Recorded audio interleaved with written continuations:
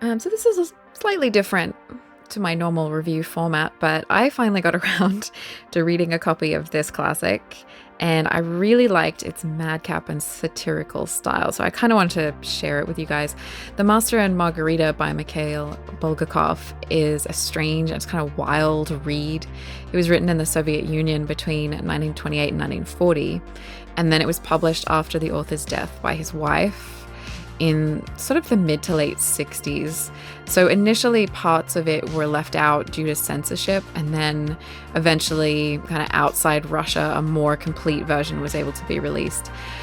But it's been a really influential book. It's often included on lists of the best novels of the 20th century, and it's often considered the author's masterwork, though it was still being revised by him when he died. It's complete, but yeah. And the introduction of my edition pointed out that the ending and the second half of the book feels a little more rushed and the first half feels more sort of tight. And I guess like if they hadn't said that in the introduction, I probably wouldn't have noticed, to be honest. But it is an interesting point about the book. Anyway, the book is set in Moscow in the 1930s, where a strange magician and his motley group of friends turn up and they start wreaking havoc. The magician goes by the name Professor Woland, and he's actually the devil.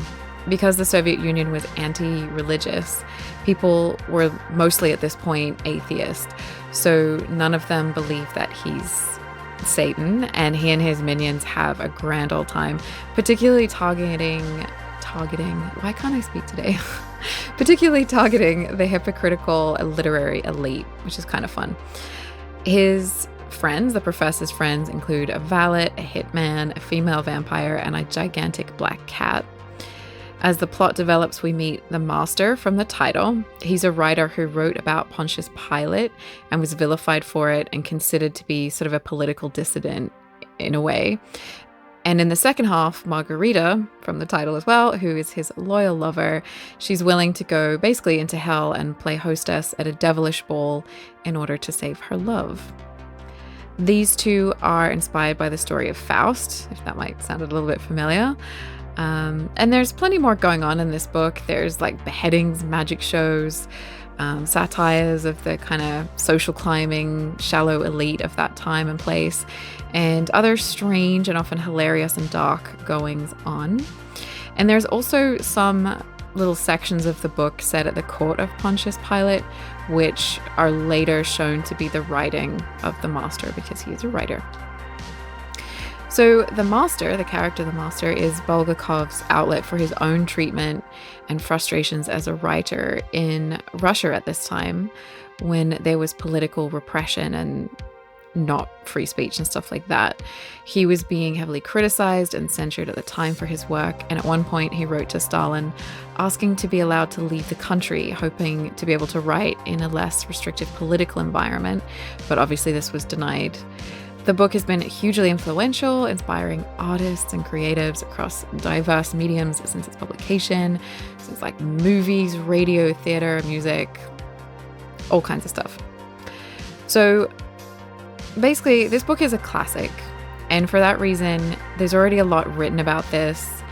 And I mean, I don't really want to deep dive into all of that stuff. It's quite complex, and there's obviously a whole bunch of history and stuff like that in context.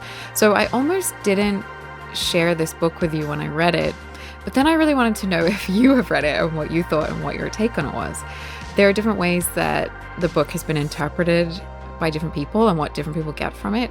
And since I liked it, I also want to share it so that if you haven't read it, maybe you haven't heard of it or something, you might consider adding it to your reading list if you kind of felt like it appealed to you. My opinion or feeling on it is this. I really like how dark it was, and yet it was also really playful. It has violence, but it's often just sort of not very gory in its description. It's kind of almost comical. It's very fluid and has moments that were so funny to me. At one point, women in Moscow get given lavish clothes at the magic show and they kind of go nuts over them. And then when they're out and about later, the clothes just disappear at the most awkward times. So that was kind of funny. And often corrupt or lazy officials get their comeuppance in funny ways too, finding themselves made invisible or sort of randomly transported out of town, all kinds of sort of fun stuff like that. Yeah, I saw a lot of people who read it when I was sort of looking up its context a little bit, you know. A lot of people really felt like it had a lot to say about the nature of good and evil as kind of a theme, or about the shallowness of and the hypocrisy of the social elite of the time, like the real historical context for that. Other people found other meanings, which were cool. All of these seemed valid to me. I could see all of those in the book. For me, I enjoyed it more on a face value level as a fairy tale like story that was sort of satirical and funny, but also dark and magical. But of course, I was reading it for fun. I was not looking too deeply into the story as like a light level of context was fine for my reading of it, if that makes sense. Somebody who has studied the subject or really knows that time period would probably get a lot out of it, or a lot of things I didn't, that may be more subtle for me. But I don't know, it's strange. It's a strange read. It has interesting sort of plot lines and things, and I think it's a great read. Personally, didn't really care for the parts about Pontius Pilate, although I understand their inclusion, and I liked how the author integrated them into the story smoothly. You kind of flow into them and out of them. They're just a little bit dull for me because the subject doesn't really resonate with me. I didn't really grow up with that kind of stuff. So yeah, but of course my favorite subject was Behemoth, the gigantic black cat. He's written as a bit of a demon trickster sort of character. So he's not a cat lover's cat or a cute fluffy kind of character, But I loved that he walked around on his hind legs and had strong opinions about things, and he bickers with the other characters sometimes, and there's a point where he's firing off rounds while hanging from a chandelier. He's great and kind of weird, just a wonderful character. Yeah, I mean, of course, you guys probably know I have a black cat called Grimoire who sometimes likes to insert himself into the recording here, so I do have a soft spot for black cats especially. But yeah, that's kind of what I got out of it. I don't know, I enjoyed it. But yeah, I guess I wanted to know if any of you guys have read this book and what your take on it was, because it is so, it's a very unusual book, and I really liked just different people's take on it and different things that people got out of it. It seems like it interests people in a very diverse range of ways, and I think that's really cool.